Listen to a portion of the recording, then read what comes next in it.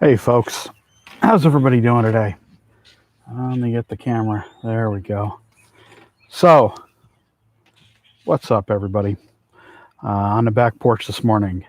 Good morning, the fingers. How's the sound, guys?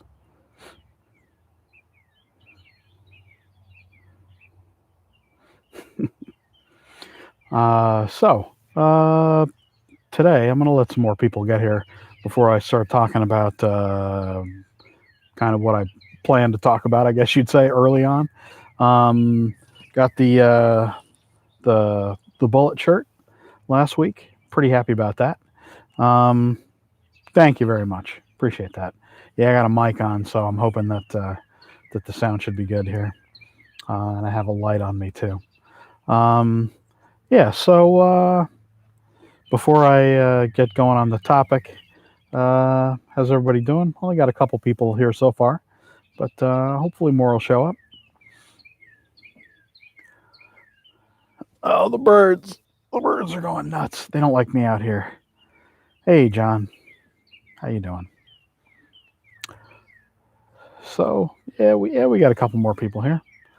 Um, what did we have in the news that was interesting? Well, obviously, the big thing was the fact that Carrera's. Yeah, I got the Bullet T-shirt on. Yeah, it feels good too. And I do have the 1966 Le Mans shirt coming as well. I had ordered that. I don't know why I forgot that I ordered it, but I did. Um, yeah, so that I think that shirt's coming later this week. Yeah, so the big news this week was Carrera have delayed their C8R. Interesting. I wonder. I don't really know why. There could be a lot of reasons, frankly, why it was delayed. Um, but there could be some kind of production issue. They could have just decided to have changed when that was going to be when that was going to be on the schedule. It could be, well, I mean, it could be a whole variety of things, frankly. There's really no way to know.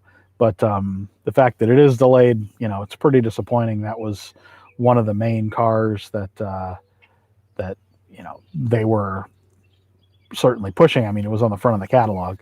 So the fact that it's that the 132nd scale car is delayed. I don't know if it's the 124 scale car as well. Sure, it could be.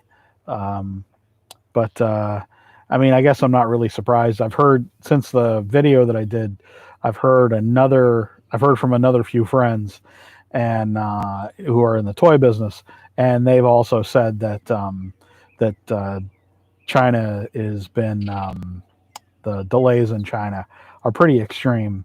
The lack of raw materials in China is definitely cut into real car production. I think it was Ford had announced recently that they were going to cut back, or their uh, production has already been cut back. And I'm expecting that it would be cut back further, uh, and then containers coming into the U.S. because everything or coming out of China going to anywhere because containers are an extreme issue. So it's definitely going to be hard for most companies to get anything out, get anything out of the Orient. Shipping costs have been pretty unstable, from what I understand, and it's hard for companies in China to give quotes to the hobby companies.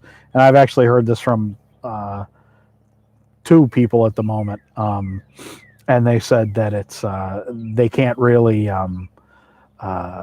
the companies in China can't really give the hobby companies much of a long-term projection about the cost of things.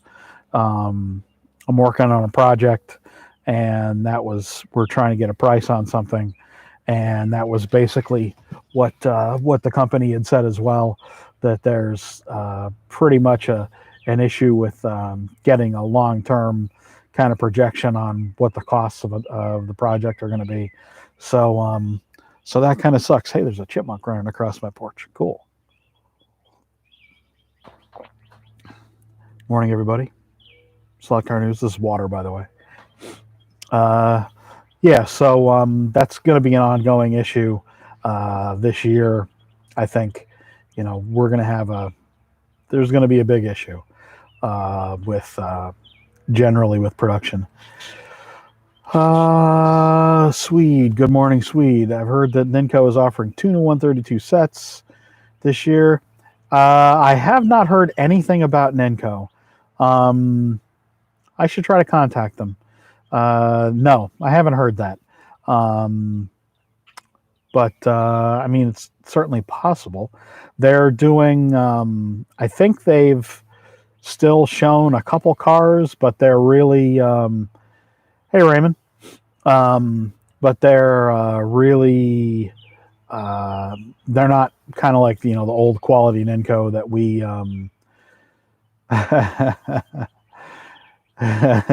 good morning, Dave. Hey, Area 51. They're not really kind of the quality that we had expected from Ninco like years ago. So yeah, it's disappointing because I really love Ninco stuff.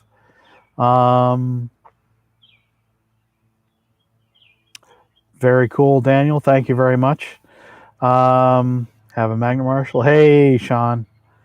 Oh, Canada, our home and native land.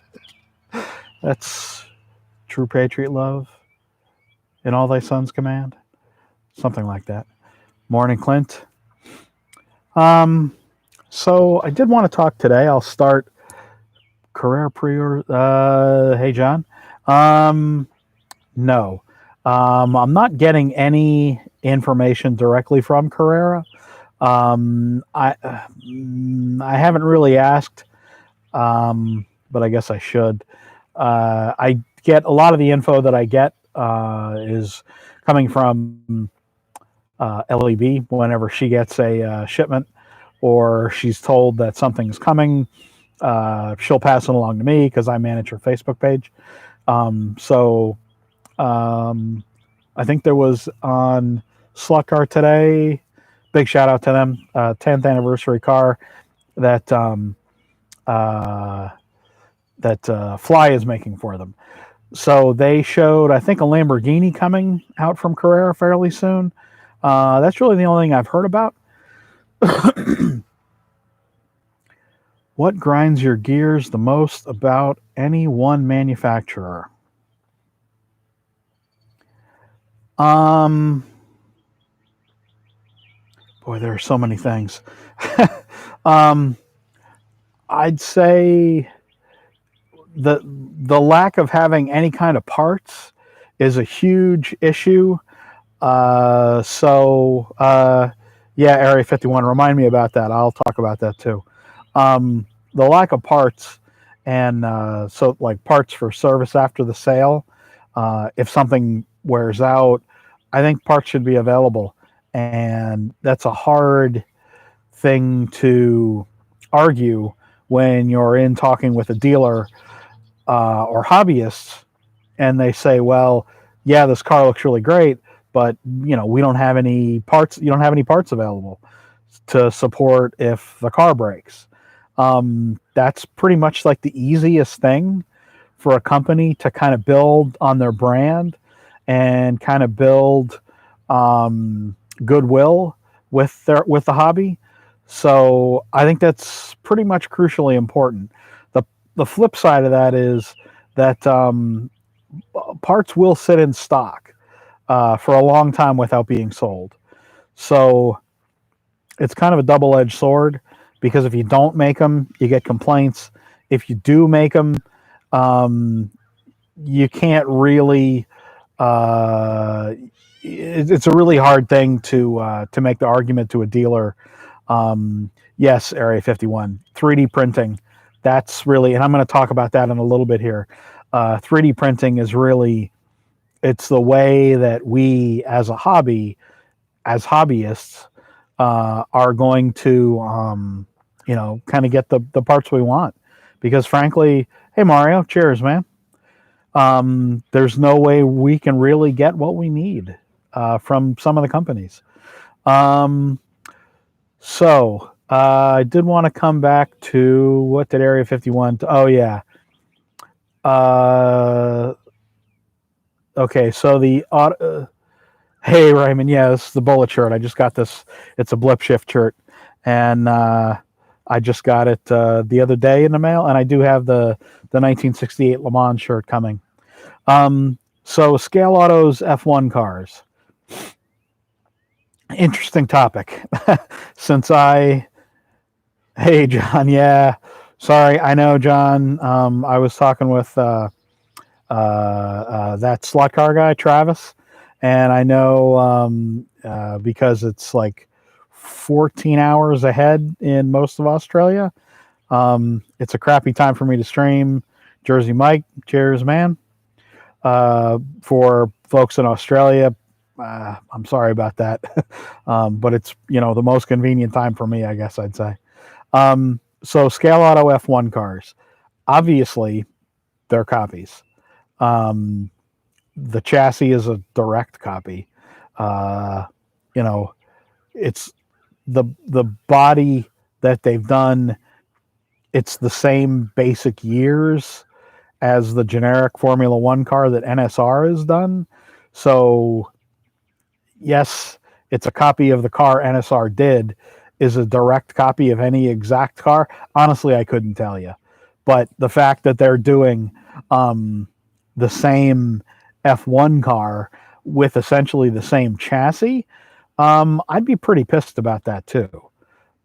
If it was my design. I mean, I've had ideas stolen or appropriated by companies that never gave me credit or never even said thank you or a sample or whatever, which, you always run that risk when you talk about ideas.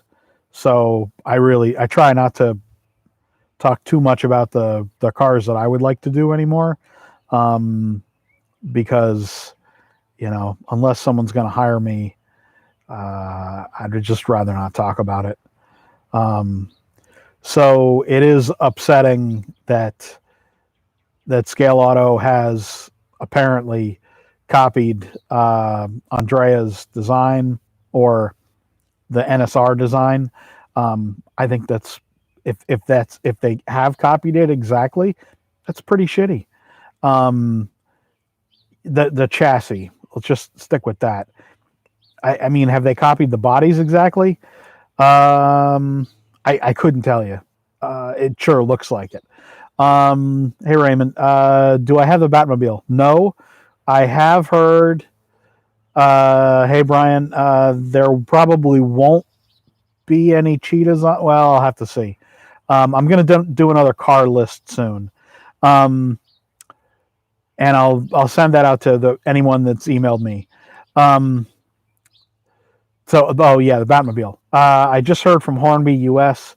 I think the Batmobile is coming fairly soon. Coming to the US fairly soon because it's been on sale in Europe, I guess, for a couple weeks now, I think. So all I've heard is maybe soon. Polycar digital track pieces. Yes, Mario, there will be Polycar digital track pieces at some point. I don't know if they're going to sell them through their own dealers or through their eBay page. I don't have the link to their eBay page. I'm sorry.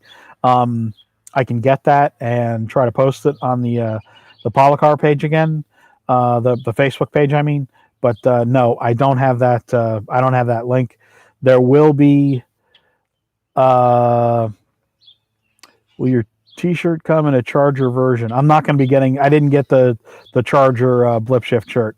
The shirts are pretty expensive. This one I think was $24 or something shipped to me. So I did get this one, and I got the 1966 Le Mans shirt that's coming. Oh, very cool. You got the Batmobile. Yeah, awesome. Yeah, no, I don't have one yet. I'm hoping to get one soon. So yeah. Someone asked something. Okay, Brian asked lack of marketing. When was the last time you saw an advert for slot cars in the mainstream media? Never. We did advertising when I was with SCX on TV. We did like a targeted market campaign in Chicago, and we had spent I forget what it was, $20,000 or $30,000, and we got a few million impressions. And we targeted Chicago because there was specifically a lot of dealers for SCX in Chicago and in the area. So we, wanted to push people in that market to see what we could, kind of get going as far as some sales in that market. There was nothing that we could point to as any kind of return on investment for that. So it's the U.S. market is just too diverse to do marketing like paid ads on TV. It's something you can't do. It's far too expensive for the companies, and there's just no way to get a good return on investment when you do TV ads. Hello from Japan. Well, hello from Pennsylvania.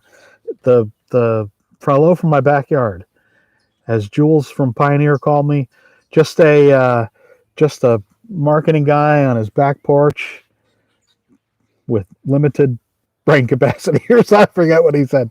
But anyway, so what else? Marketing. You're pretty much not going to see it in the mainstream media. We had done a lot of paid ads, and we did some in Boys Life. We did some in Road and Track. We did some on Stacey David Show. We did quite a bit of advertising. We supported a segment on Stacey David for a few years with Hornby and with Carrera. That was pretty expensive. I think it was the Hornby support we did. It was 2 segments we supported, and that was about $6,000 for the What Are You Working On segments. And hello from Belgium. Hello from Pennsylvania.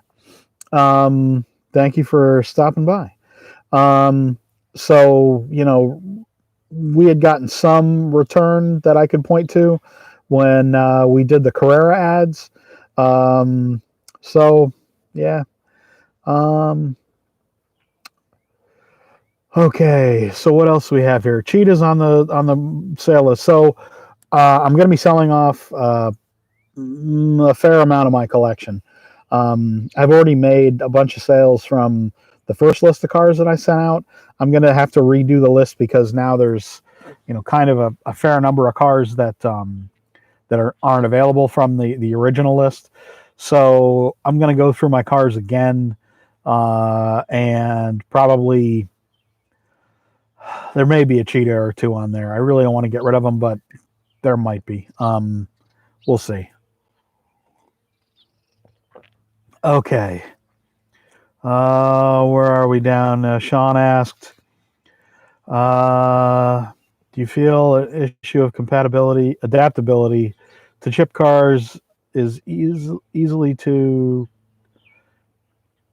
hello from Ireland. Hello from Pennsylvania. Dawson, I appreciate it. Warren, Ohio. Thank you, John. Thank you for showing up. So compatibility to put other chips. How many cars do I have? A lot less than I did. I had a few thousand before, and I sold off, I don't know, maybe about 1,000 cars before I got hired at Hornby. Just because I wanted to get rid of them. I don't know how many I have now. It's a lot. It's not really all that well. It's a lot. I guess maybe 400 or 500. I'm not really sure. I don't count. I don't have them on display, so I don't. And some of the boxes are kind of ratty because I have them in my garage mostly, and I have them in kind of Sterilite shoebox containers. They fit really well in there. Pro tip: those containers are really cheap for storage. Digital chips to put in Carrera. You mean digital chips from other brands to put in Carrera? Carrera is pretty much going to stick with those plugs. So I doubt that, it's always going to be kind of an issue taking a chip in or out of a Carrera car because the plugs and the wires are pretty fragile, and the micro soldering that they have to do onto the chips. Um, it's the little soldering joints are really fragile. So the issue really is, as far as I'm concerned, is if you try to take a chip out of a car to put it in another car and then maybe try to put it back in, um, that would be a big issue. I like the way that Scalectric has done the DPR door, so they can you can easily chip something, and then you could remove a chip if you wanted to. So you maybe only have a couple chips and then move them from car to car. I like that idea a little better than the way Carrera does it, just because I feel it's a little more robust way of putting chips in a car, and then the connections are more solid because it's a good clip in there, and then the chip is mounted on that door. I really like that idea. I think it just makes it a stronger support for the chip and the soldering joints. I will have a Ford GT40 in Gulf colors on my the list that I'm sending. I have some cars that were technically prototypes for Scalextric, and one of them is a car that I guess I'm going to get rid of, and that's that's one of those cars you can't tell from looking at it, but it's when I got the car. It was before the other cars were released. It was one of the cars I showed in New York at Toy Fair. That'll probably be on that list. So back to digital. I don't really see. Hey, there's some Orioles. Very cool. Got a lot of Orioles and a bluebird at my feeder. I'm outside behind my house here, obviously. So the issue with digital, I don't really think there's going to be intercompatibility between companies ever, because there's no real incentive for that between the companies. So, I mean, that's simply just not going to happen. Will other companies make a Carrera compatible digital chip? I mean, Slotted makes one that will fit in most cars. Yes, it's not exactly a plug and play option. That kind of hurts it because it has to be soldered and then kind of put into the car. It takes a little bit of work on a hobbyist part. It's not a drop in like a plug and play, which the Carrera digital market is pretty much all plug and play consumers. They don't want to have to learn to solder, which is fine. I'm not saying it's a bad thing, but it's just, there's nothing, it's a plug and play market for Carrera digital. It just is. So if you make items that are non-plug and play, it's going to be hard for you to sell to that market, frankly. Hornby Train should speak to their Scalextric people to see how it should be to fit easy fit digital chips. So it's, kind of the same people, as you probably know. Hornby is the brand, and Hornby makes Hornby trains. They make Airfix models. They make Scalextric. They make Corgi. They make Poker diecast.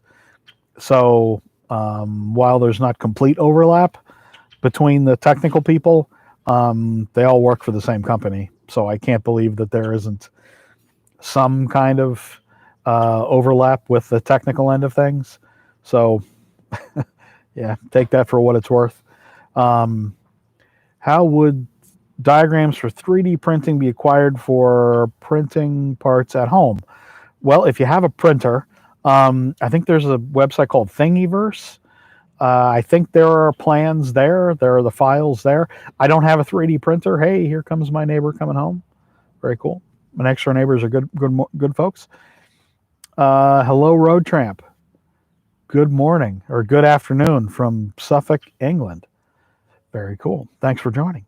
Yeah,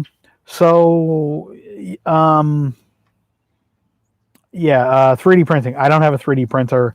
Everything I buy from Shapeways, or direct from a company, but pretty much just from Shapeways. So, and I think that Thingiverse, let me adjust this a little bit, new laptop here. It's not really that big a mug, although, I mean, my head is big, so you can't really tell. It is a big mug, yeah. It's, wait, a mug like you're talking about my face or the mug itself? Okay. Again, just water. I already had my coffee this morning. So let's talk about some 3D printed stuff. So this is a Fly F40. This was a car. This was a release a long time ago. Need to take apart delicate horn. Yeah, much simpler for scale. Okay, yeah. Well, I've never taken one of their decoders apart. Sorry, one of the Hornby trains. I never got any of their digital. So this is a Fly F40. This was one of the first 3D printed releases of a car ever that slot car that I know. It's certainly the first one I know about. So this was one of, I think they made, I don't know how many they made of this, but this is number 2 of, and you can see right here on the card, there you go, number 2. I'll talk about that in a little bit, Mario, remind me. So this was a 3D printed, kind of like it was a special edition. It's a fully interiored car. There is a mock-up. You can't really see. Maybe you can. There's a mock-up of a gear under there. So it's like a complete model, 3D printed model of an F40, and it's a really gorgeous body shape. But this is incredibly brittle. The first kind of generation 3D printing was super brittle. I think it still is fairly brittle. But this was like one of the first 3Ds that had been 3D cars that had been done. Yeah, I mean, this was like kind of a first attempt. And I remember when Fly first released this, everyone was like, "Oh my God, does it actually work? Is it, like it's a functional slot car, just a 3D body?" And it felt like they were doing something so completely different at the time that it was like a big shock to people. It was a big shock to me, basically. It was interesting. These were crazy expensive when they first came out. I think these were $200 or $250 a piece. I have 2 of these, number 2 and number 3. I am selling them because, well, like I said, I need some money to get some camera gear. So, brittle. This was like 2000 and I don't even know. It's not even mentioned on here. Maybe 2008, 2009, 2006. I'm not really sure. It was a long, long time ago. Crazy brittle. It was obvious that at the time that there was no way that this was going to be, a viable slot car, even for parts at the time. So this was like the start. Now, fast forward to these guys. Area 71 was very gracious and sent me a couple bodies. This is the Singer 911. They just sent me. It's one of the. They sent me 3 cars or 3 body kits, and I haven't opened the other 2 yet. They're beautiful. I'm going to do a video just about these bodies, these kits, a little later this week, I think. But so this is the Singer body. Now this body is still incredibly light, but the difference, and this is really hard to see. I'm going to put it up a little closer. I got a light here. This body is 1,000 times smoother. It's still rough, but it is so much smoother than the Fly one from, 12 years ago. It's actually, holy crap. I didn't know they did this. Actually, they put my name inside. Inside here, this says Dave Kennedy. This is number 32 of 150. I had no idea they were going to do that. That's staggering to me. Thank you guys for sending me this car. Um, so still very lightweight. Obviously, looks a lot more durable. Just when you look at it, it's a little flexy. I'm not going to flex it too much, but it feels a lot more like what you would kind of hope a slot car body would be, compared to this, which is crazy rough, crazy brittle. We've come so far in about 10 years, and I think that 3D printing is just on the edge of really being a major asset to the slot community, to the slot car hobby, because we're going to have to rely on them for them, meaning in general anyone that wants to make 3D printed stuff. We're going to have to rely on those folks for stuff like this, for really one-off kinds of cars. Here's the chassis for the thing. I know this is really hard to see because it's kind of a black. It's almost like a gunmetal, but this is the chassis. It fits in here really nicely. I really like that the chassis, there's space around the edge of it, and there's some detail. There's the gas tank on the back. I know it's kind of hard to see, guys, sorry. And it'll fit a slotted inline pod. Absolutely beautiful. The holes line up nicely. The body holes for the chassis, they line up really nicely. What else do we have in here? We have some glass in the box here. Plastic glass, of course, vacuum formed. We have some resin parts, Fuchs wheels. We have the wiper. We have the grill on the back for the air intake on the back here. Gorgeous. The resin casting is really nice. This looks like resin. This does not look like 3D printed. I could be wrong, but this looks like, I don't know if this is 3D printed. I mean, there is no flash on there whatsoever. Absolutely staggering quality here, guys.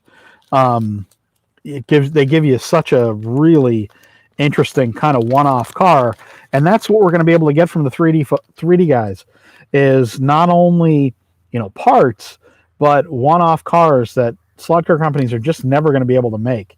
You need 5 to 6 liveries of any one car to make it for an injection molded slot car. So stuff like Old Yeller or the Porsche 961, the racing version of the 959, you're just not, in the modern era, you're just not going to be able to make injection molded plastic versions of that.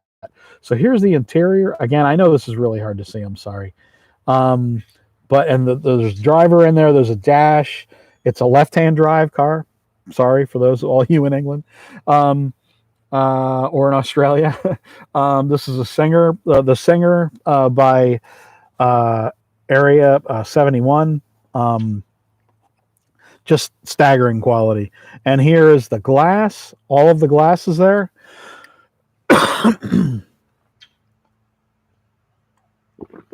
Again, water.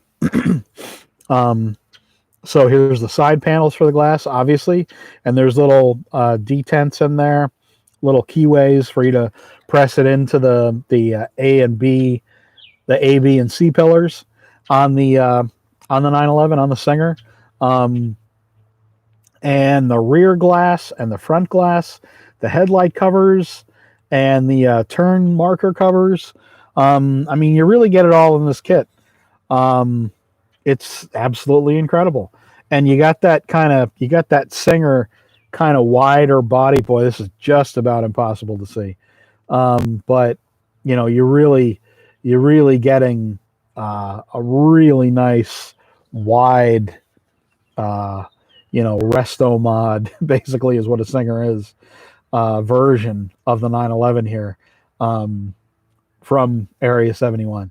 I mean, it's absolutely gorgeous. There's the little drip, the channels to get the water away from the sides. There's some very, very fine detail on here.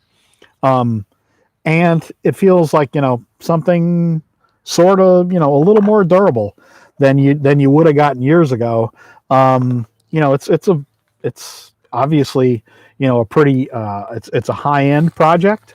It's not the cheapest slot car option in the world, but it's it's quality. There's room for premium products in any market, and this is clearly meant to be a premium kit, and that's great.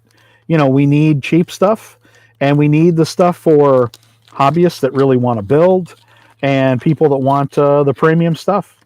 I mean, there's a wide range of people that like to enjoy the hobby, and you got to have a little something for everybody, and they're really doing some great stuff. I have two more body kits that they sent me that I will talk about in the video probably this week. So yeah, that kind of wraps up that discussion a little bit. But I mean, it's really, we're really going to get 3D printing is really going to be basically the only source for some parts, I think, and certainly for some cars, because to get those kind of one-off things, it's really it's key. It really is. Scalextric Digital ever use features like that? Hey, Robert. So no, as far as, I mean, certainly not the modern stuff. There's no feature like that. There needs to be more features in slot cars. Absolutely. That was definitely something that we would talk about in meetings, when I would be in meetings with folks, is kind of getting features back in the hobby.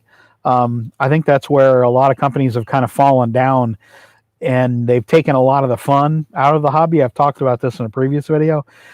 I think they've cheapened, a lot of companies have kind of cheapened the experience to drive the price down, to drive the profit up. For whatever reason, I'm not saying it's a bad thing. I mean, these are companies, so they have to make profits. This is not a charity for them.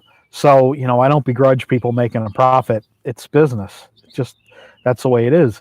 But I think they've taken, I agree, Area 51. I think they've taken too much, the major companies have taken too much fun out of the hobby. Will Digital Carrera work on my Arc Pro? No, they won't, unless you re-chip them with Scalextric compatible chips that go in Carrera cars. That's how you have to do it. Yeah, I mean, no problem. Features need to be brought back in, and cool track pieces.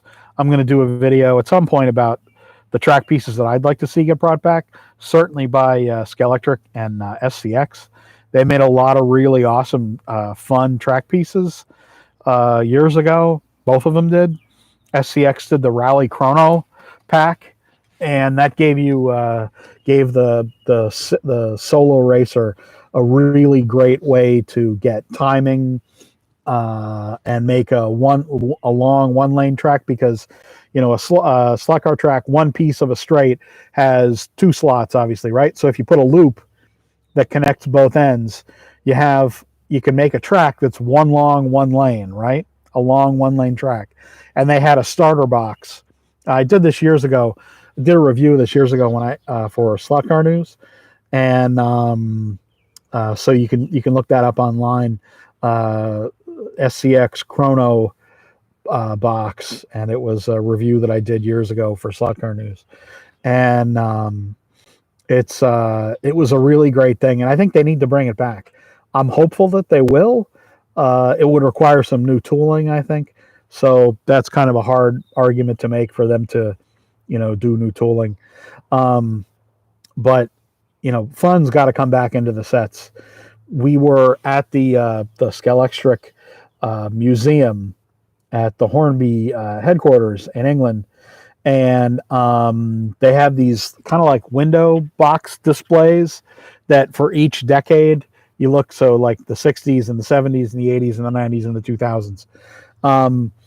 And every year there was less and less and less accessories that you saw that they offered. And, they gradually kind of took all the fun stuff, in my opinion, out of the brand, out of what they offered. I don't know why they did that exactly. I brought that up in a meeting, the first meeting when I was at Hornby, right after I got hired, and they agreed that they had taken out a lot of the fun. So, yeah, I hope they bring it back. Engine sounds. Hold on. Are 3D printer plastics the same composition as? No, they're not. There's a medium that they use, and I guess like a binder. I don't really know all that much about it. If Marco is here from Area 71, although I don't probably isn't. You can ask Area 71. They're pretty proud about their quality, and ask them on Facebook, on the Area 71 Facebook page. They'll be happy to talk about their quality. But no, it's not. The injection molded plastic is much more durable than 3D printed stuff is. Engine sounds get overwhelming fairly soon when you I'll answer that next, Mario. Engine sounds get overwhelming fairly quickly. I had talked with I think when I worked at Carrera, I talked about this with them, and definitely when I worked at SCX, we talked about that as well. And one of the things that they talked about was how they got rid of the Goodwood chicane. Yeah, that was one of the worst things for them to do. So they talked about the fact that engine sounds got really overwhelming. It got monotonous to hear, all the time, and it got annoying. So there was actual market testing done on that, which is very rare, and the sounds got a little overwhelming. Take a drink of water here. Cheers, guys. Okay. Yes, Mario. Why did Carrera move? So, in an email to their dealers, what they said was because Revell now owns Carrera, owns the brand, that they moved to Georgia, I believe, to be closer to the other brand's base, I guess, to their headquarters. I'm assuming that's what it was. I'm assuming it's a logistical thing because, Carrera hasn't had an in-country distribution center, their own warehouse. So they haven't had one for a while, since right after I left the company. They decided not to. They went to a third-party distributor. So they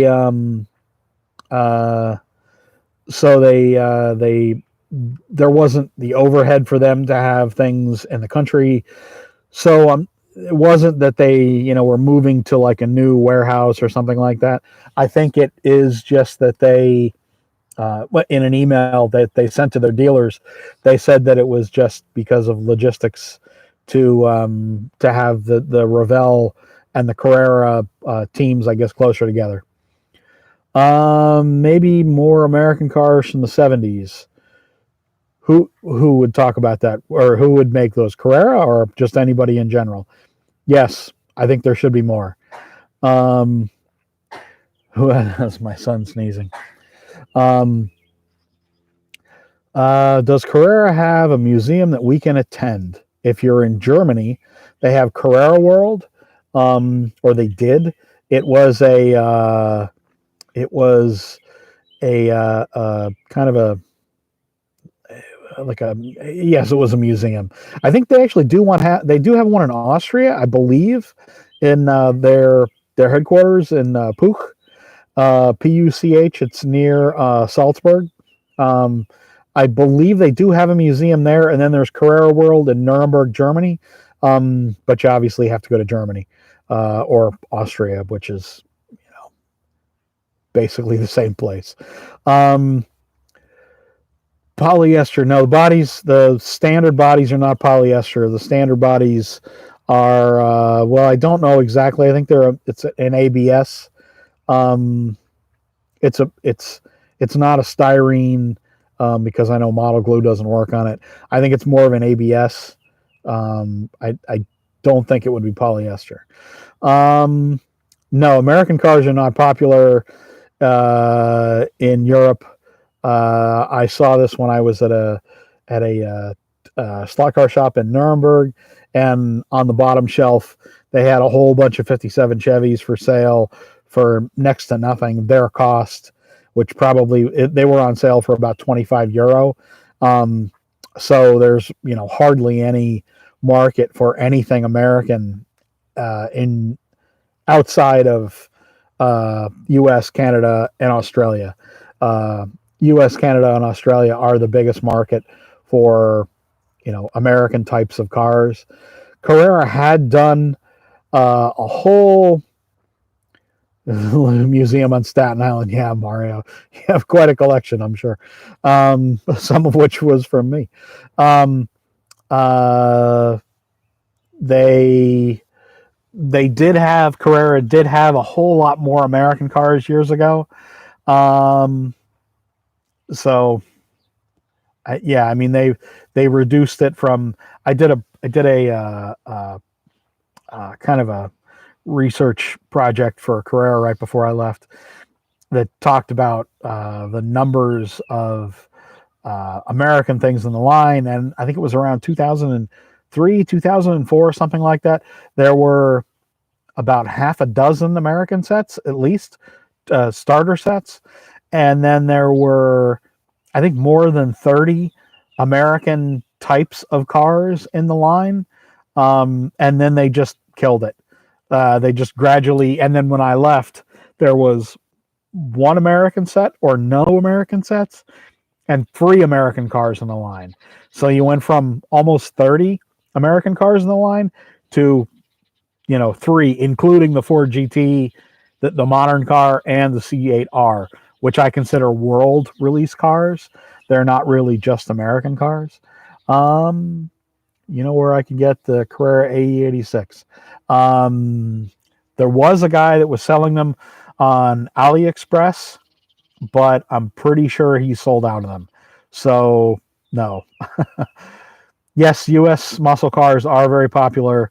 In Australia, they are one of the things that are one of the markets where, Skelectric, that's their second biggest market. Skelectric's second biggest market. U.S. is pretty much third biggest. And there's a lot of carryover between U.S. cars that go to the U.S. and Australia. I've seen this for Carrera because I know the distributors there. Zimbler Limited distributes in Australia for them. And in Australia, SCX has pretty good sales as well. And there's a lot of crossover between U.S. and Australian market, absolutely, which is helpful for making American types of slot cars. Carrera AE86, it's going to be hard to find one now because they're sold out of them, as far as I know. They're not coming to the U.S. or the rest of the world market. That was only for China. And there's going to be a number of initial D cars that are only going to be China releases.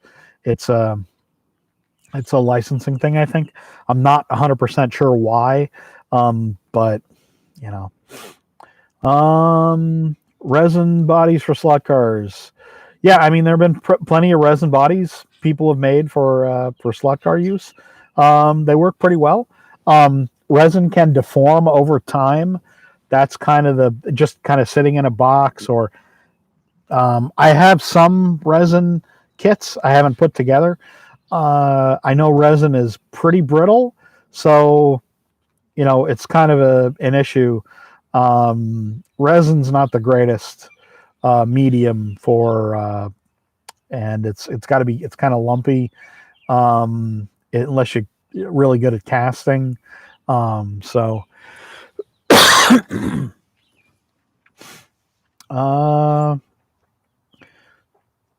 Do you think you'll ever see the Carrera Jet in action?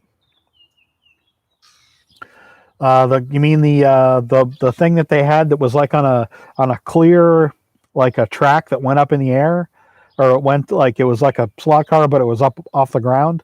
If that's what you're talking about, that's an amazing. You're going deep there on your Carrera knowledge. No, Robert. I mean, I doubt they would. Well, what do I know? If should they? Probably not. They did a lot of really cool stuff years ago. They had a ton of features in sets that they just don't have anymore. They had a dump truck that worked, I think, and they had the planes like you're talking about that were really cool. There was like a clear. It was kind of like slot car track, but it was kind of like more like Hot Wheels kind of plastic track, I think. I'm not really sure though. And you could kind of build it, and it was up off the ground. So, and you could control the plane, so it kind of flew through the air. It was obviously on the track, but it was clear. That was pretty cool. They had a lot of features years ago. Carrera made some really interesting stuff a long time ago, and yeah, they just don't make it anymore. I don't know why. Thank you very much, Mario. I appreciate it. Now that it was mentioned about resin bodies, that 3D body shows. Yeah, thank you, DeFingers. I don't know that they will suffer the same fate as resin bodies, and will they deform over time or sag or however you want to put it. I don't know the right word, so forgive me if I'm not using the right word. I mean, this is really old. This one was, I mean, this is number 2 out of both the 2 and the 3 that I have. They're perfectly fine. I think it's something about the medium. It's something about the epoxy or whatever it is. It's like the binder for the plastic bits. I don't do 3D printing, so I don't really know the language. But I think it is more stable. I think. Is it more durable? I couldn't tell you. I find it hard to believe that a body that is so thin, even as the Area 71 body, I got the box. I don't know why I'm showing you the box. I find it hard to believe that, I mean, a resin body can be cast pretty thick. So I would think that would be more durable than a 3D printed body, but I mean, I'm just talking out my butt here. I've never built a 3D body. Have I ever built a resin body? I'm not entirely sure I've ever built a resin body either. So I would think a resin body would be more durable just because it's thicker. And yeah, so no, I don't have the C8R. I don't know anything about the C8R. Thank you, Dawson, for asking the question. I did get some emails from a friend at Skelectric, and hey, Mikey, thanks for joining. I will be getting some information. Skelectric have basically said that it's fine for me to ask them about releases and things, which is cool. I appreciate that. So I'm going to be asking them more, more information about cars and about releases and things. So I don't know if that project is on track. I'm assuming it still is, just because I haven't heard that it got delayed. Not that I would hear necessarily. Who makes resin modified bodies?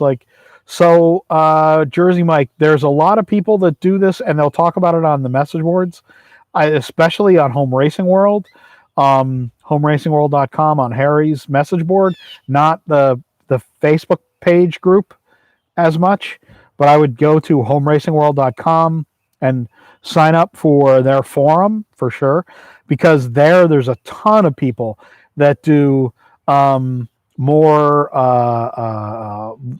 circle track stuff, like the modifieds and things like that. So I'm sure there are people that that will be able to point you in the direction of some resin modifieds and things like that. I know I've seen them. Also on Shapeways, there's tons of 3D printed versions of those as well.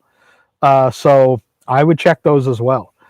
Check Shapeways to see if there are 3D printed versions, and then sign up on homeracingworld.com. And yeah.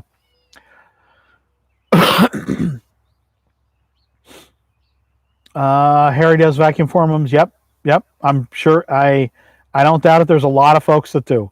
Yes, Dawson. I just kind of talked about that a little bit. I don't know if it'll be delayed. I hope it won't, because now that Carrera has essentially, given up that market for this year of the C8R. It really opens the door for Scalextric to make some huge sales, and I hope they do. So yeah. If I strip a new... Okay, so school bus driver, if you put a painted slot car body in 91% isopropyl alcohol, what I would do is I just use and I've done this before, just use the crystal case, put the alcohol into that. Just, you could go to Target or Piggly Wiggly or whatever you got in your area, Walmart. That's a cheap place to get alcohol. So isopropyl alcohol to strip bodies. So dump a bunch of it in there just to submerge the whole car. And I've done this a bunch. Let it sit like overnight, and it's real. The tampo printing will come right off, and it'll flake off. And I have some. Hey Ray, thanks for showing up. Some wet sandpaper. It's really fine grit sandpaper, and then just sit there and you sand the body. You will get a glassy finish on the base, the base body, the base plastic. So if you have a pre-painted body that you want to strip to repaint yourself, and I've done this a bunch of times, like I said, isopropyl alcohol, dump it, in like halfway up, just enough to submerge the car in, let it sit overnight, get wet sandpaper, and then just sand the car, and you'll be able to sand it down to just the plastic, and you will get the glassiest finish, the smoothest finish on that body, and then repaint away. As far as I'm concerned, it's the best way to do it. Now, your mileage may vary. I would not do... I've heard people talk about how they use brake fluid, because brake fluid will take off tampo printing, but it'll eat away at the body. And if you leave the plastic body in the brake fluid too long, it'll melt. So don't do that. Don't do that. Isopropyl alcohol, 91%, sit overnight, submerged, and sand it down, and you'll be good to go. Any news on the SCX CUDA front? No. Not yet.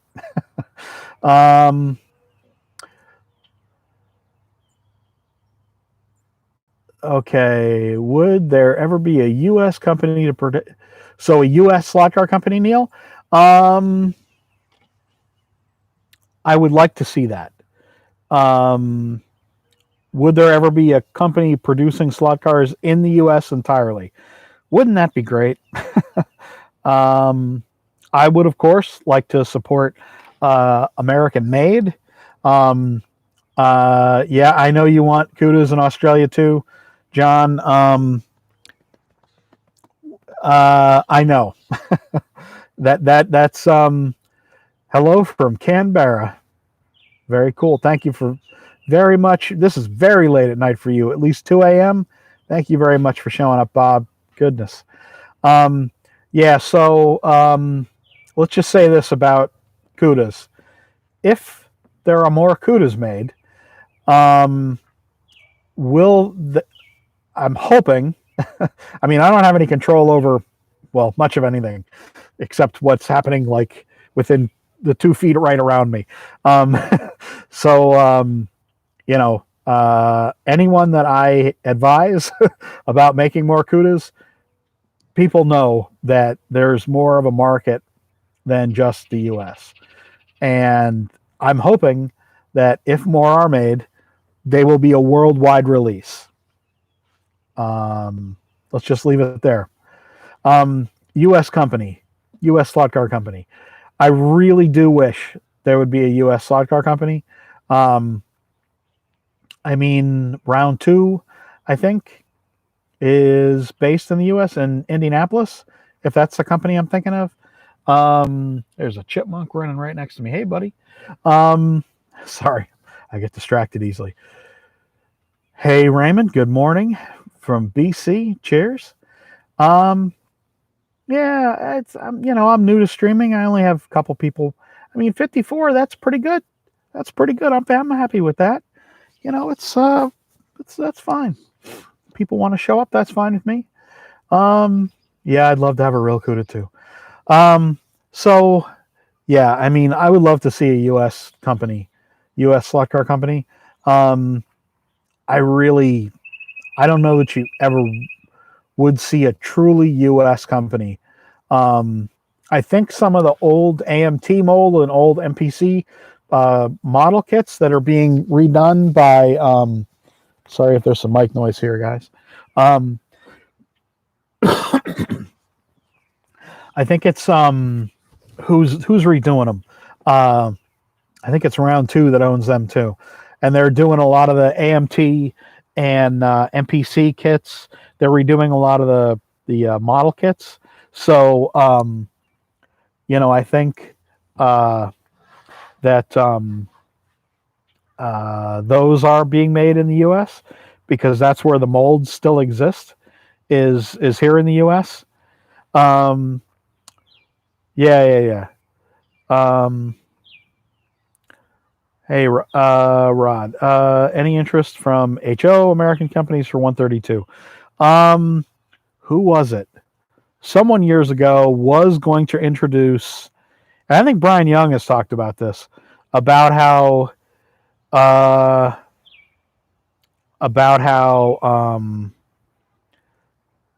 that he was trying to maybe get AFX to do 132. I don't know. I mean, it would be cool. We need more slot car companies. If there was an American, what grit sandpaper for sanding? Wet sand sandpaper, very fine grit. Just go to the wherever you got Lowe's or whatever and look for wet sand sandpaper. It's very, very, very fine grit. It just feels like rough paper, really. Like actual paper, but it's very, very fine. And once you wet sand it, it'll get super smooth, really smooth. It's very satisfying. Someone might buy the old Ninco molds. I mean, do the molds even exist anymore? Who knows? Molds get gotten rid of all the time. Hey, Robert. Thank you very much, Robert. Robert W. I appreciate that. Thank you very much. Very hard to find a tire truer in Canada. Why is that? I don't know. Area 51, they make one. What people stock at stores varies. So that's the issue. I mean, there are people that ship into Canada. So I mean, buy from someplace here in the U.S. That's all I can suggest to you. Spray paint, I use. Humbrol makes great paint. I used to work for Hornby, and they make Humbrol paint. That's good paint. Tamiya testers, if you can still get that anywhere. There's tons and tons and tons of companies that make spray paint. I've even used automotive spray paint on some cars. What's the life expectancy of molds? More than a decade. I mean, Carrera is still using the same molds that they used of the that they made years ago of the Winged Warriors, all of those cars, the Superbirds, the Roadrunner, the Daytona. I mean, those are from what 2004, 2005, or earlier. So decades. If molds are properly maintained, they may need to be freshened up, repolished, polished to steel, but they'll last. I mean, molds could last nearly forever, I guess.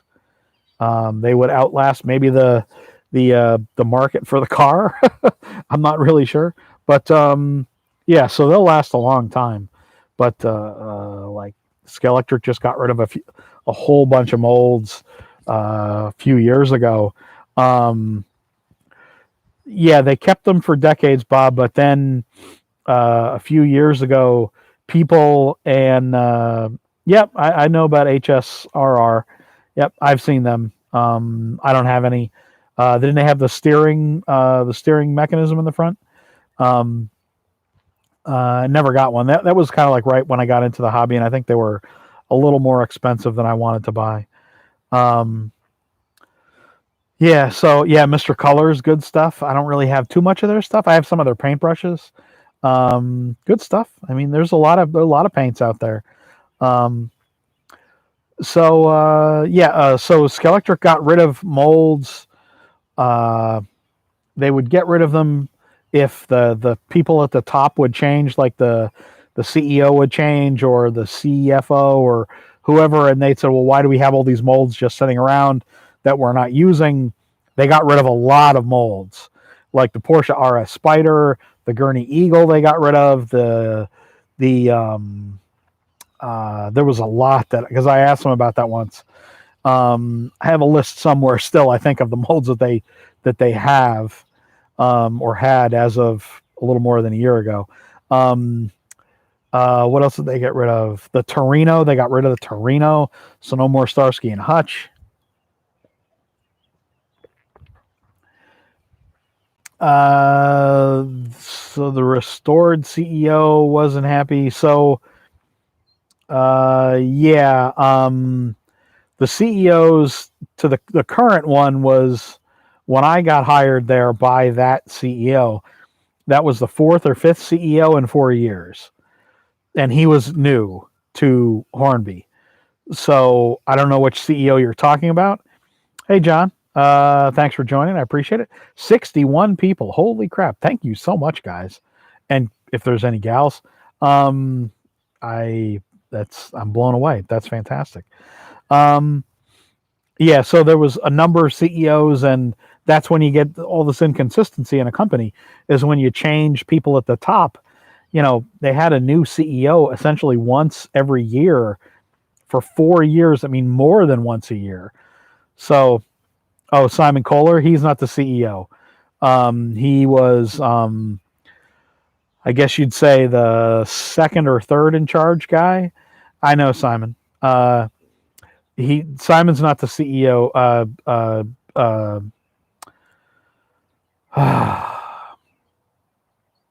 Davies, Lyndon Davies, is the current CEO.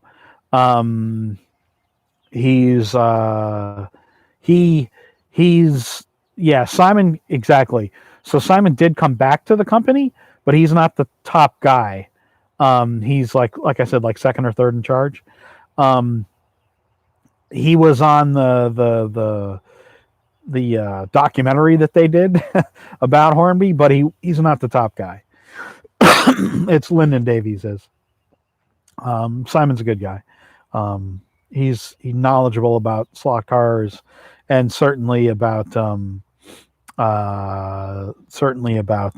trains. He's really more of a train guy than probably Slot Car Man Cave. Thanks for joining. Cheers up to northern Canada. Yeah, so he's a good guy. Well, I mean, yeah, Bob, it's debatable. Yes, he's certainly influential because he's, one of the top guys. Yeah, I mean, I mean, I've worked with him.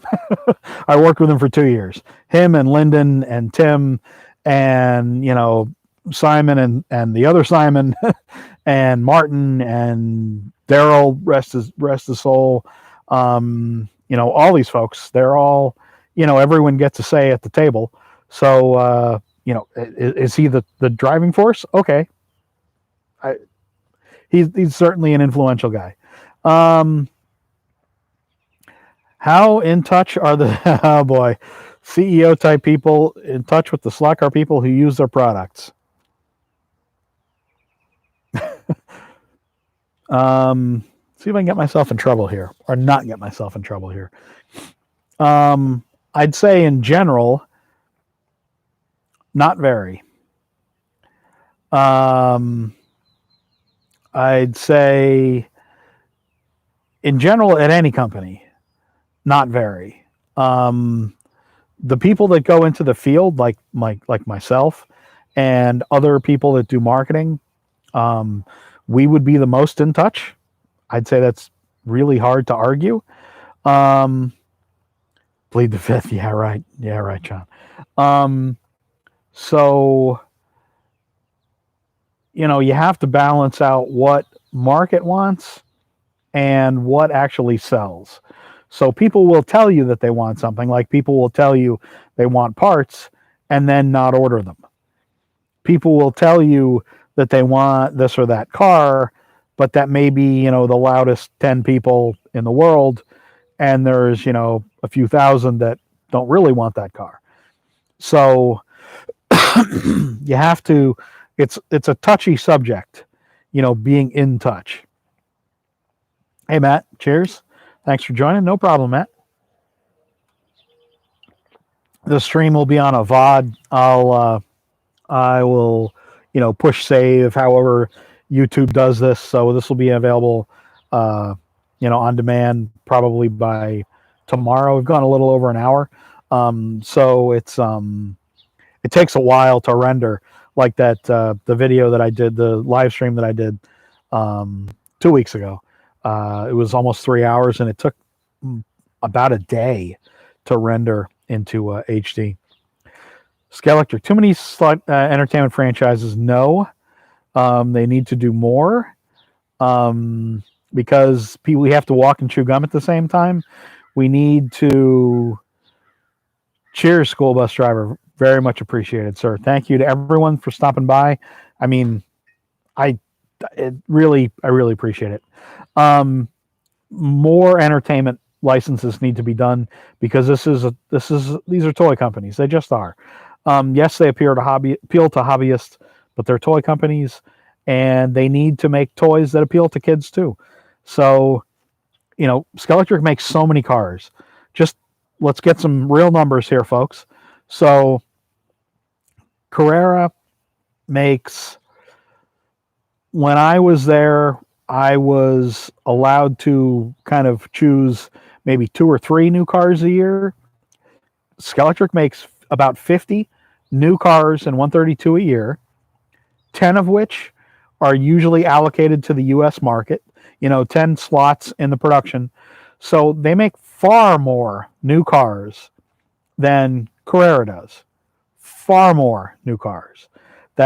And far more new U.S. cars, by far. So, it's pretty much impossible to argue that, you can't allow for some kind of entertainment licenses and kid stuff, Fast and the Furious kinds of stuff. It won't appeal to some hobbyists, but it will appeal to some kids. And you really need, we need kids in the market. We need kids in the hobby. We need to get new people in the hobby. If that means that they make some oddball clunker stuff, then, they do. It's hard to judge. It's hard to judge what to make. What guide to use to replace Skelectric on my Carrera track? I'm not really sure. I think there's got to be some snap-in guides. Does Alberto Arnow. Well, he makes. Well, Arnow family makes. Is the one that does SCX. They own SCX. I don't know Alberto Arnow. Um, yeah, I'm not really sure where you get a replacement guide for a Scalextric to run on Scalextric to run on Carrera track. Um, so yes, I mean definitely that's a Spanish name, Area 51. Area 51. Are you the one that makes the tire truers? If so, send some to Canada. Someone was asking about them. Um, is there a resurgence going on? Resurgence. Oh, let me ask. There was a decal question here, or decals, whatever you want to call them. I don't have an Alps printer. An Alps printer is one of the kinds of printers that you need to print white. White is the big issue when you're talking about. Oh, there you go, Frankenslot. Alps printers are what you need, or a printer that will print white. That's what you need to make decals. Personally, it sounds like a lot of work. I would just buy pre-made ones. I bought a fair number of pre-made ones from Patos. That's where I bought them. I bought them from Professor Motor, who imports Patos. LEB, my friends, my amigos at LEB, the folks that support me directly, they bring in decals. They have a growing selection of decals that they're bringing in from Spain, from a lot of different companies. So yeah, that's where I would look. I would look at LEB first, and ask LEB if there's some stuff that you want that they don't have. Ask them to bring them in. Yeah, I do think there's somewhat of a resurgence going on. Yes. How contentious does it get when? Oh, who has the final say? Well, I mean, the head of brand always has the final say, Rod. That's what they would call them at Scalextric. They usually rely um, on people like myself, people in each market, to decide what is right for that market. Which is why I've gotten to choose so many cars in the past, because they'd say, what should we make? And then they'll say, what should we make, but how many can you sell? Those are the two questions. What should we make is always the question. How many will you sell? They want to hear a number north of 1,000 pieces a year. So if you can sell 1,000 pieces a year of a car, which is a lot, then that's what you need to be able to sell of a car minimum. Now I think they're wanting at least 1,500 minimum order quantity from China from a run. So it's tough. Decals, I answered that.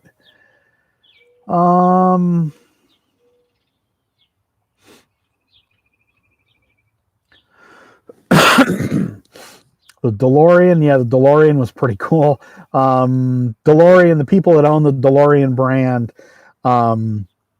had approached us a few times at Toy Fair in New York, and they had tried to get us years ago to make them from when I worked at Carrera, and we were never able to get Carrera. I never really got behind the idea because there's not really enough DeLoreans. There's not really enough different DeLorean colors to do, so it's difficult to really get those molds paid for. I think Scalextric has done the right thing, making the DeLorean Back to the Future cars, and they'll continue to make those. And I'm pretty sure that they're making good money with those, because those cars have John, thank you very much, John, for supporting LEB. I appreciate it, because they support me directly, and they're good people. I worked with LEB for years. Which BRM? Oh, yeah, I need to get a BRM Mini.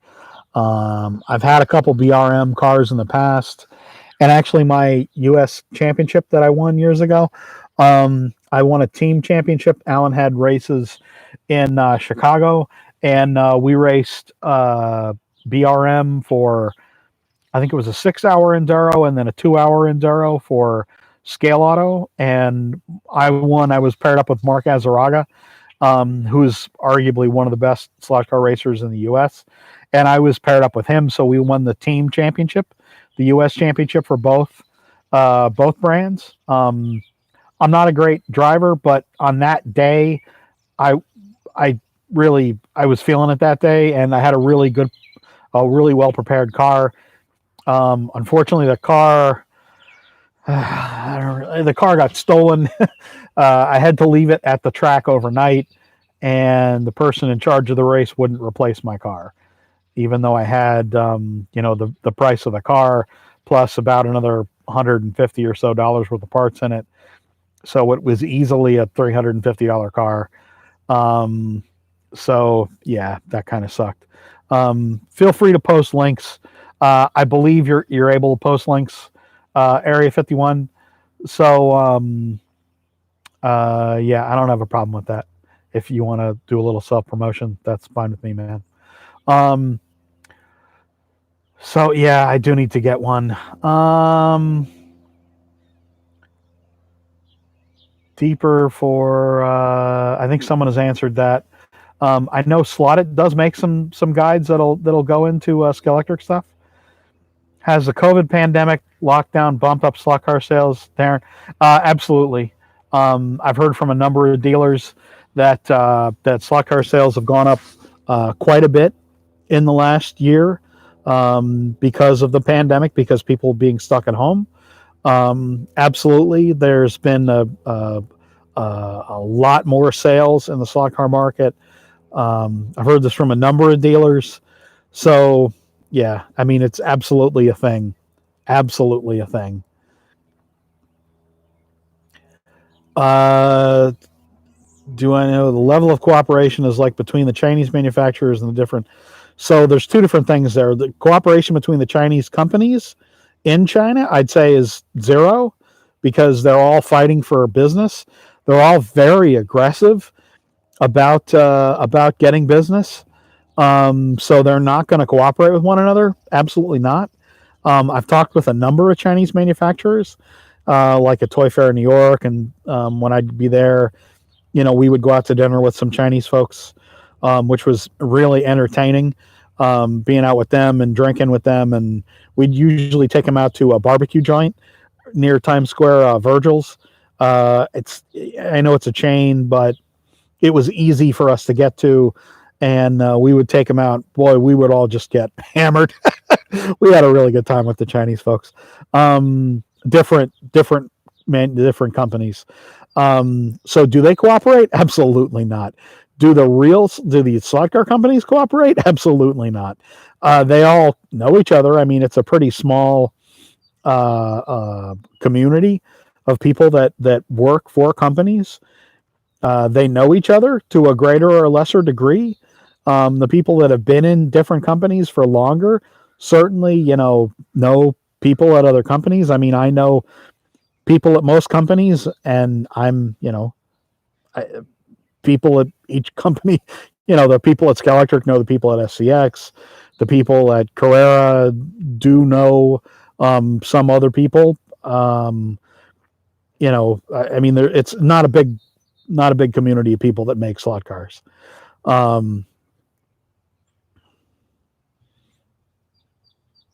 Okay, Area 51. Yeah, feel free to answer some questions, man. No problem with that. Cheers. That was a cowbird that just flew right over my head and cheeped. That's pretty cool. Got a lot of birds out here in the backyard. So, what else?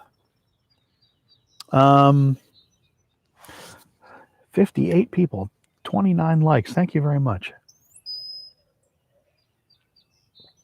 Oh my God, there he is, Travis, slot car. That slot car guy. That slot car guy. Hey, Travis. Good to see you, man. It is freaking late for you. It is what? Um, uh, 2:30 in the morning. Um, Jesus, man. That's late to be up watching a nerd on his back porch getting distracted by birds talking about toy cars. Um, yeah, so yeah, the pandemic has definitely fueled interest in a lot of things. I mean, gardening. There were a lot of I've talked to some people on LinkedIn who are in like more general kind of consumer goods. Hey, Steve, thanks for joining.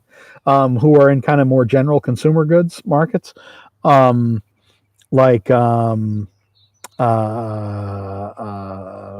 well, gardening stuff, and people obviously, I mean, in home goods, have talked um, about how there's a definite lack of materials for remodeling and things like that. So yeah, it's definitely the pandemic has definitely got more people inside, got more people playing with their kids, doing games with playing uh, with toys themselves. So I think it's been fantastic for the hobby. Obviously, there's been outweighs. Hello, Chris. Lutterworth, England. Cheers, man. um, yeah, there've been obviously a lot of stuff. I've lost a couple family members. My brother, uh, Sean, man, this guy. Everybody say hi to Sean McManus. He's a slot car brother of mine. He's a great guy. He's got some health issues right now. Love you, Sean, and wish you all the best. And I want to be racing with you again soon. Um, uh, thinking about you all the time.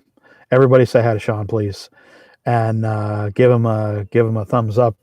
Give him a prayer for him and his family, and absolutely. Well, we need to be breaking balls again at the slot car track with all of us, and goofing around, talking shit, having a good time, and yeah, we all need to get back together, and that's definitely the thing that I think I've gotten it's been the biggest issue because of the pandemic is really we've all lost a lot. So it's I think everyone's should have appreciated being with family and friends. And I've lost a couple family members. And hey, John, thanks, Fast Sports. Thanks for joining. I appreciate it.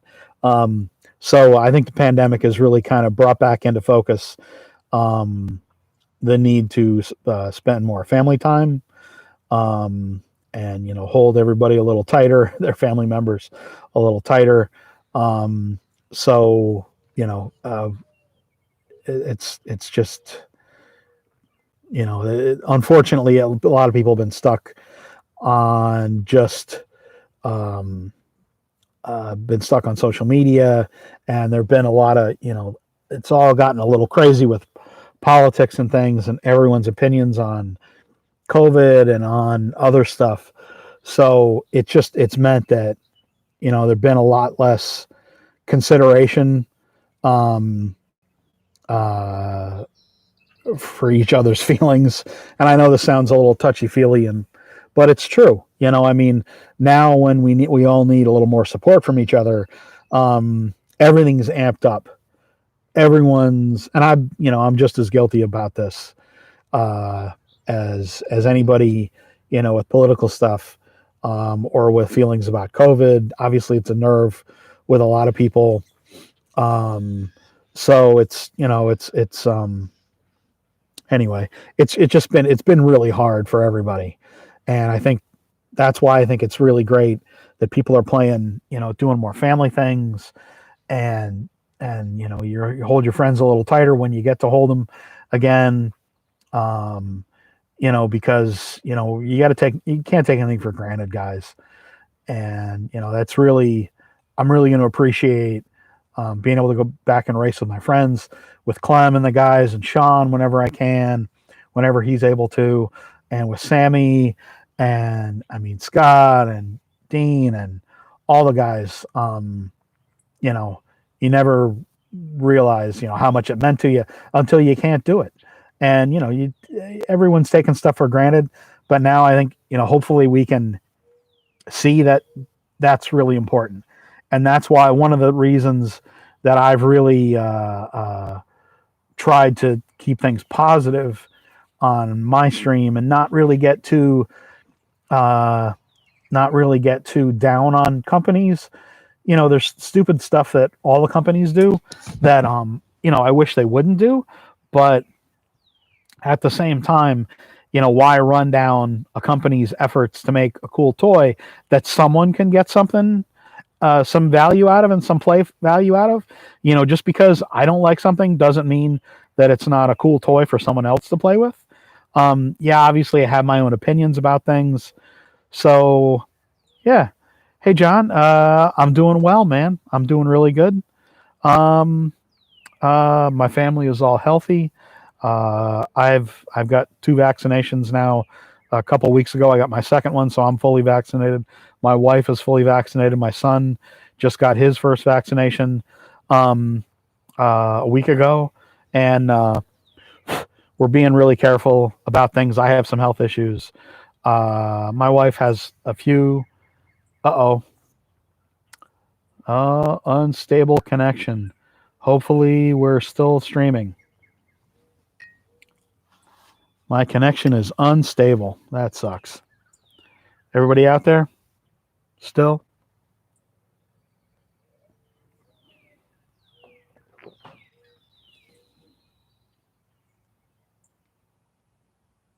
Thank you very much, Darren. Yeah, it's whatever. Reading it's a little hard to try to live stream, and okay, cool. Thanks, Sean. Um, oh, I got the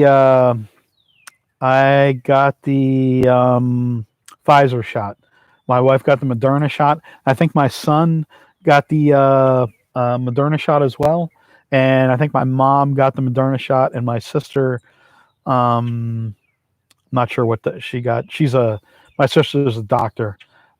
She's a research physician, actually at Harvard. She works the company or the lab she works for is part of Harvard. So yeah, um, yeah. So she's gotten her shot too. So yeah. Anyway, yeah. I don't want to be negative about stuff because there's already plenty of negative bullshit out there. So any good tracks besides trains and lanes?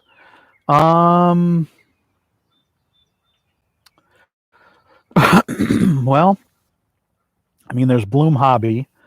We usually race with we have Scott's Track. Uh, we have Scott's Track. We have Sam and Sam's Track that we race on wood tracks. So yeah, mainly race on wood. And so we don't do like commercial track stuff, or I should say. Some of the other guys do. There's a track in Bloomsburg at Bloom Raceway, and where else? I mean, mainly it's where else is there? Western PA. I think there might be one or two. One in Danbury. There's not a lot. It's commercial tracks are not really my thing. I have pretty strong opinions on commercial tracks not really having been the best thing for the hobby over the years. Yeah, it's tough. It's tough to find a good wood track. I have a small wood track of anything racing in York, just people, probably racing at home. I don't know if there's a commercial track in York. York's about 3 hours from me. So I've gotten down there once in a while, but not really very often. I think where well, I mean, there was a track list on Slot Car Illustrated. There was a like a directory that I think it was Mick Brown had started on Slot Car Illustrated that was commercial tracks, and I think there was a list of tracks there. But yeah, so yeah, I'm really hoping to get back racing with the guys soon. Um, we're waiting for pretty much my whole family to get vaccinated, and I'll go race my friend Clem's, and I will be doing some more like test track stuff there because I don't really have a ton of room. I do have a table here, um, uh, but it's all filled up. It's all filled up with crap. It's all filled up with samples and things like that. So I need to clean off the table, and I'll put a polycar track. How big is the wood track I have? It's a 3-lane wood track, and it was built to fit into a small room that I had at the time. It's basically a glorified closet that was, I think it was 11 or 12 feet long by about, it was like the room was pretty small, 12-foot long room, and then I had it come out at the widest point about 4 feet. So the track was like a kidney bean shape, and it was a 3-lane track.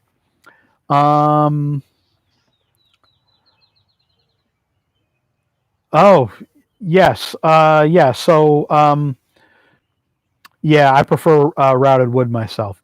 So Jersey Mike, you live in East Stroudsburg. That's really cool. So in Dallas is my friend Sammy and Sam's track, and then in I guess it's Hanover, Pennsylvania, is my friend Scott's track. Now those are private homes, so you know if you could come, it would be if they would be fine with you coming. I don't know that. I mean, I don't. They're not racing at Sammy's track, the Sam's track, right now because of COVID issues. And then Clem's track, my buddy Clem's track. I think he will have. He is having organized racing. I'm not going because I want to get my whole family fully vaccinated. So I'm kind of like holding off on going to race with those guys. You would have to ask Clem if it would be okay. Warrior Run Loco Works on Facebook. Here, let's see if I can walk and chew gum at the same time. Hopefully my stream is still up while I go to Facebook here. Warrior Run Loco Works. Here we go. I'm going to put the link into the chat. Hopefully that didn't kill the stream. There. Look at that. My connection is unstable, it says. Okay, whatever. That's Clem's business Facebook page. Please, everybody, follow him if you haven't already. And you could ask him, and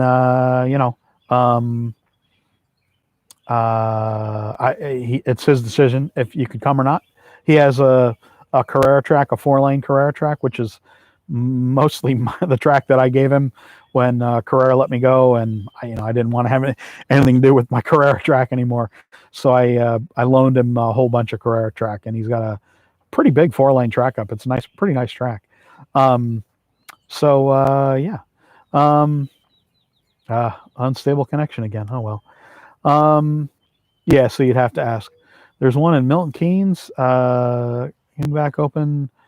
Race Wars. Very cool. That's awesome that you're getting the track open again. Fantastic.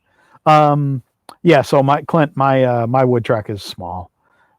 It was mainly just built to be like testing and things like that. So loving people lined up to race. Okay. All right. Yeah. Sorry about that, guys. Yeah, I'm outside, and the internet's maybe kind of questionable coming out here. Let me move my laptop just a little bit. That might clean it up. It might not. Who knows? You live near Daytona. Oh yeah, the race place. Yeah, I know the race place. That's oh God, I can see his face. I can't remember his name. Oh Jesus, I'm terrible. I don't know, take a brain pill or something this morning. No, not Rick. Yeah, I can't remember. Anyway, yeah, I know the race place. I haven't been there, but they were a dealer for Carrera. Um, very cool. There are still some tracks, a fair number of tracks around the U.S. You just have to find them. It's kind of a pain in the ass now to find them, but they're there. Just have to look for them. So what else, guys? What else can we talk about? Nice shirt. Yeah, I just got this is a Blip Shift shirt. Yeah, you get your shirt too, John? And I do have the yes, Greg Walker. Thank you. Yes, Jesus, I couldn't remember that. I did get the 66 Le Mans shirt. That's on the way. So very happy about that. That looked like a really great shirt. So that's pretty cool.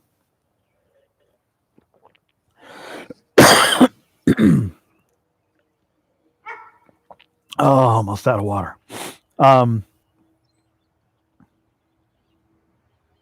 Do I have any pictures of it to share with the race place? No, I don't. I'm sorry. I don't know that I was ever there. I've talked to him a bunch on the phone, but no, I wasn't ever there. I've traveled to Florida a few times for work. The weekend before I got let go when I was at Sebring for Skelectric. That was one of that, and then we did a demo event for Carrera years ago, actually with NASCAR, on the beach at Daytona. That was pretty cool. They gave us a huge table and tent. They put a tent up, and they gave us power, and we were right on the beach at not Daytona Beach, Miami Beach, or no. Well, yeah, no, Daytona. But it was fantastic. Oh, my wood track. Oh, yeah, I do have some, not on this computer that I can share right now, but I will in a future video or on my Facebook page. I can share them there. Yeah, you can always check me out on Instagram too, at Dave M Kennedy on Instagram. So Rod, I've sold a bunch of the cars that were on the initial list. I will do another list of cars that I'm going to be selling that I'll email out to everybody that's emailed me. I've got an email list that I'm building. I don't have like all the cars kind of in one place. I do have, I sold the CUDA. I still have the 904 slot car kit, and I have the two of the Spirit Garages still available. I have the Slotburger car still available. The Hobbytown it's a NASCAR that I made for Harry years ago, the Slotburger car. I have the Hobbytown version of that car also still available.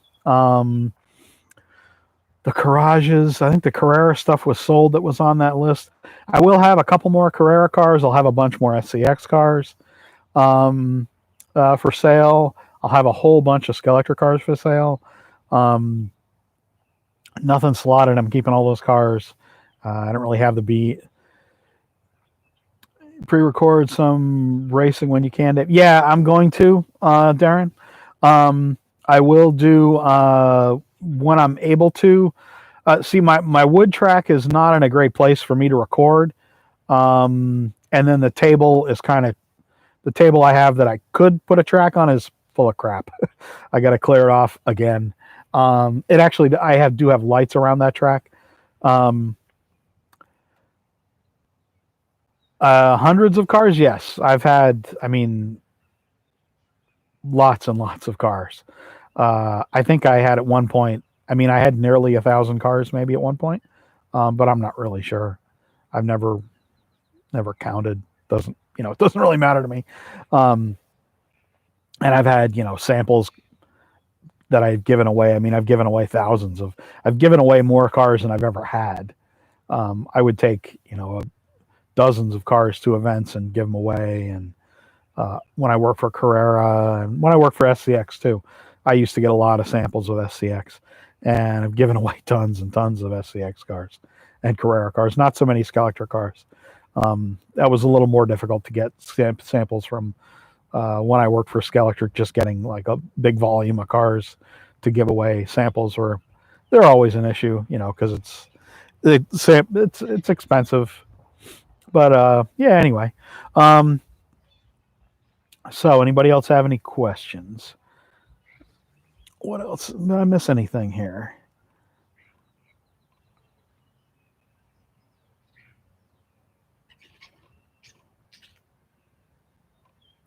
I guess not really. All right, guys. Well, it is 1:00, or nearly 1:00. So I think at in about 15 more minutes, I'm gonna call it a day, and that'll be about 2 hour stream, which is pretty cool. Thanks to everybody who showed up. I'm shocked how many people have showed up. Thank you very much. What the heck? Oh, Canada Goose flying overhead. Gully Racetrack on YouTube.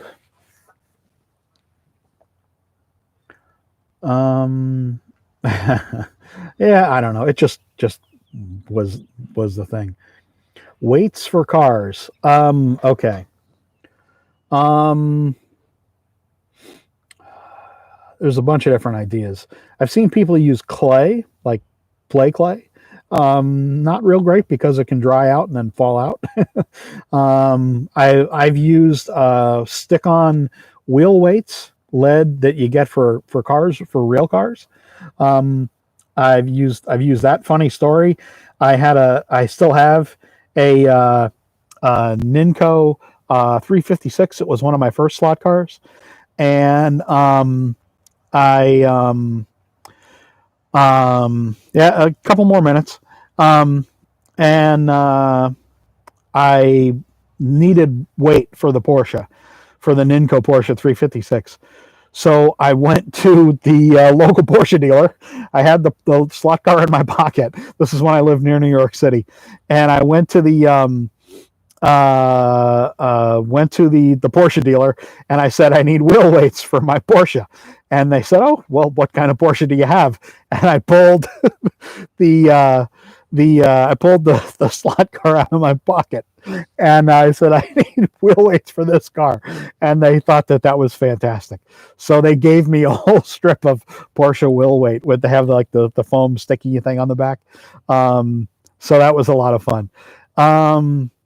Did I ever do any events with F1, Sean?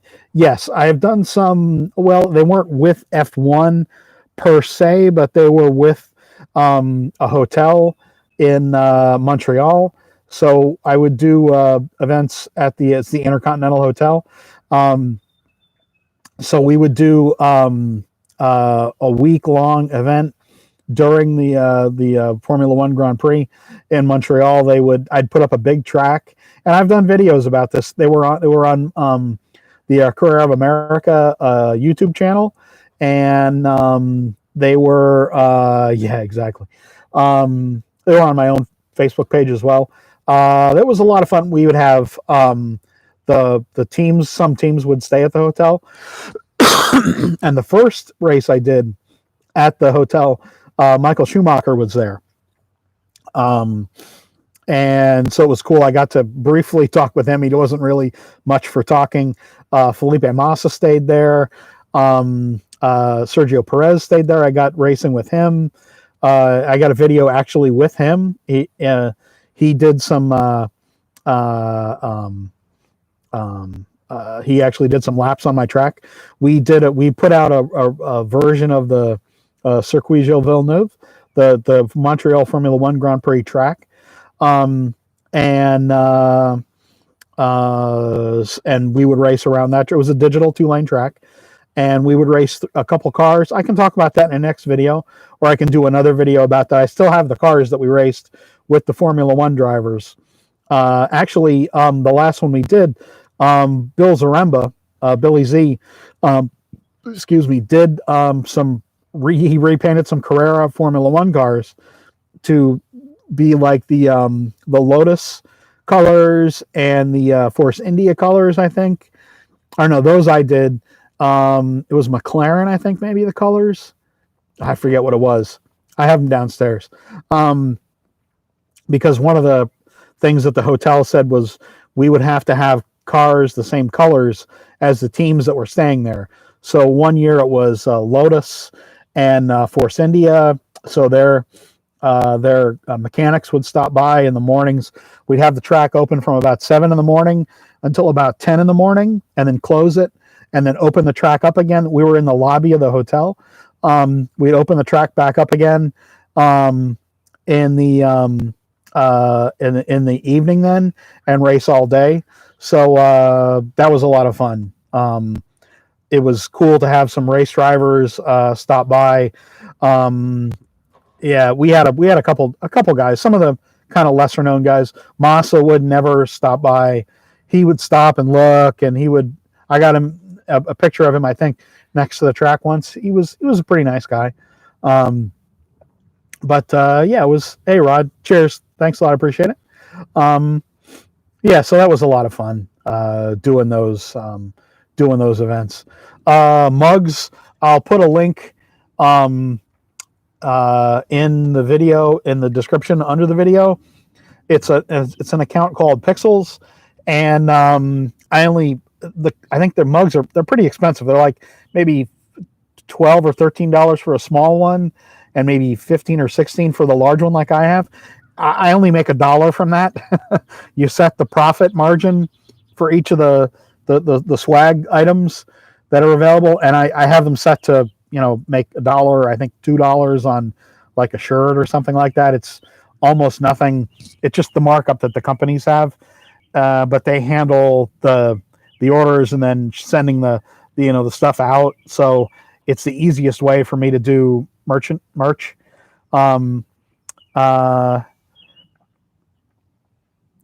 Think about Brazilian slot cars for the next time, Dave, like Senna cars. Yes, they should do more Senna cars. I've told everybody who will listen at a company that they should do more Senna cars. Sempre Senna. Yeah, so the merch, it's that's you can get it from the link. I'll put it in below. When did I start in the hobby? I started in the hobby when I was about 5 or 6 years old. My uncle got me into it, and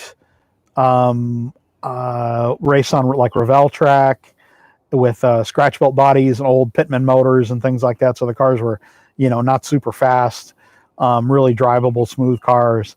And so we raced that. I had a Tyco slotless set when I was little, an HO set. And so we moved around a lot when I was little, and we moved away from where I lived in Connecticut and where I bought that original set from. We moved here to Pennsylvania, and there wasn't really any place that I could get parts because the local hobby shop didn't have Tyco. They had like AFX. So I was out of luck. So when my track broke, I think I threw it away. It kind of sucks because, I kind of got out of the hobby kind of because of that for a lot of when I was a kid. And then I would race with my uncle. I would visit him. I'd go back with him. I'd visit him in the summertime.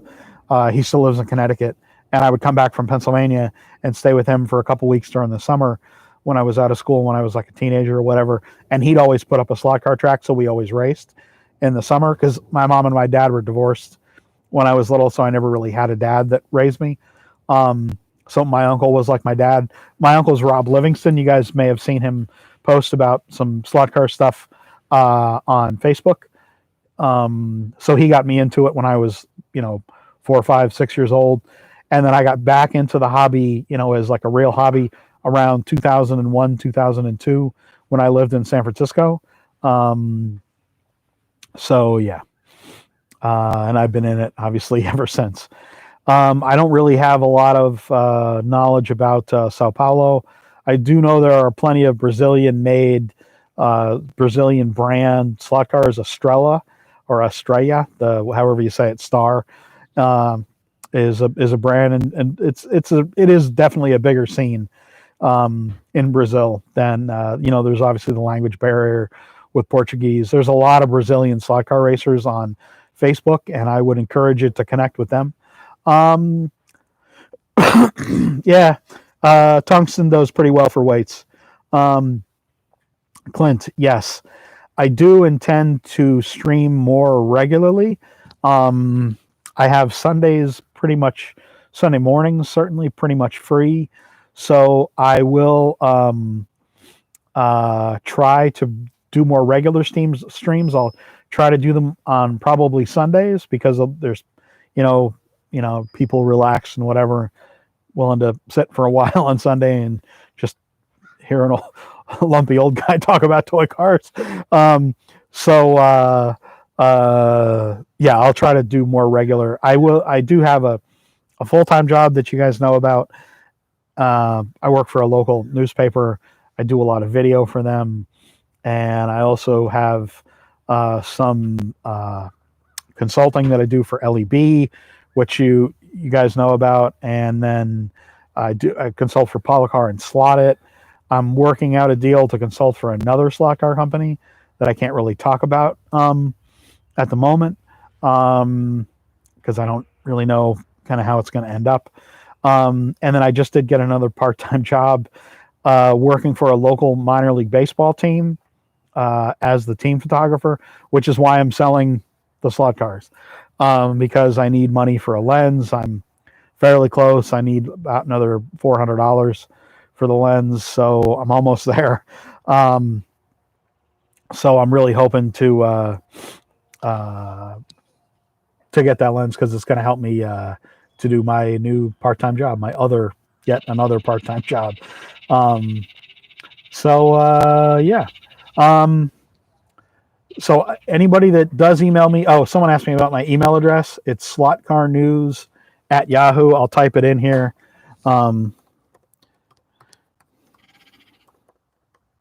If typing were a thing.com. There you go.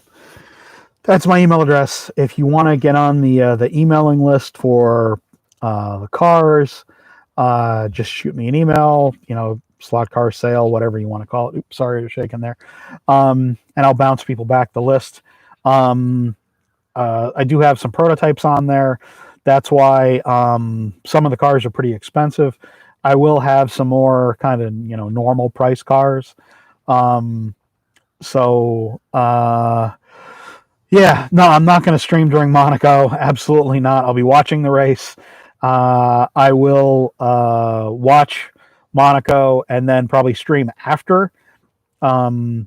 So anyway, that's the reason I'm selling the cars is to raise some money. So, try not to be too, whatever about asking for money. But if you want to buy a car, I'd really appreciate it because it really helps me out. Because, losing my job with Hornby, I took a pretty big hit. The company I work for now, it's not what I made before. So that's why I'm selling off the cars that hurt a little less to sell from my collection. Some of them have been the projects that I've worked on, but not too many of them I'm going to sell. I'm going to keep a lot of that stuff. Anyway, folks, coming up on 1:00. 47 people now still around. That's amazing to me. Thank you so much, guys. 38 likes and pretty much coming up on 2 hours here. No, you don't need a GoFundMe. I do have a Buy Me a Coffee website. It's buymeacoffee.com/slotcarnews. That's if you wanted to, what lens do I need? It's a 100 to 400 zoom. It's a Fujifilm 100 to 400. You can see online. It's the best option that's not $6,000, which is the best option, but I'm not going to even try. So it's $1,500 used, about $2,000 new, and I have just about $1,000 now that I've made as of when I went on the air today. So I only need, it's about $400, $500 more, and then I can get the lens, and then I can do a deal. So yeah, going in circles here. GoFundMe, that's okay. It's yeah, buymeacoffee.com/slotcarnews if you want to support me with tips. I really appreciate it, but you don't have to. I really appreciate everybody stopping by. It means so much to me. Thanks for all the questions, guys. It's been a lot of fun. I hope you all have gotten something out of it too. And I mean, all the questions from folks here. Yeah. Thanks again. Really means a lot. Cheers, everybody, and let's make this a regular thing. So see you all again soon.